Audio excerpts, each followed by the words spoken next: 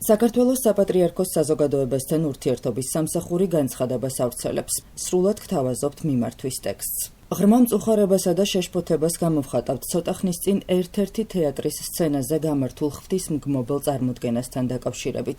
ჭეშმარიტი ხელოვნება სიკეთის მსახურება და ამ სიკეთის ხალხისთვის გაზიარებაა. სწორედ ეს არის მისი არსი და დანიშნულება, მაგრამ როცა შემოქმედება იქცევა სხვათა დამცირებისა და შეურაცხყოფის იარაღად, თესავს ღვარძლს, სიძულვილს და სიბილწეს, იწვევს საზოგადოების გაღიზიანებას და დაპირისპირებას, მაშინ ის უკვე მიზანმიმართული ბოროტებაა და არაფერი აქვს საერთო ნამდვილ ხელოვნებასთან. როგორც წმინდა ბასილი დიდი ბრძანებს, თავისუფლება არ ნიშნავს იმის კეთებას, რაც გინდა. თავისუფლება ნიშნავს აკეთო ის, რაც საჭიროა.